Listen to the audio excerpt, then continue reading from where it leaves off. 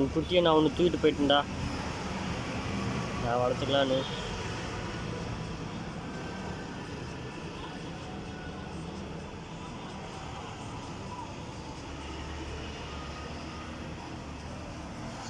உன் 8 குட்டியில் நான் ஒரு குட்டியை தூக்கிட்டு போயிட்டேன், கெடா குட்டி. நான் வளர்த்துக்கிறேன்,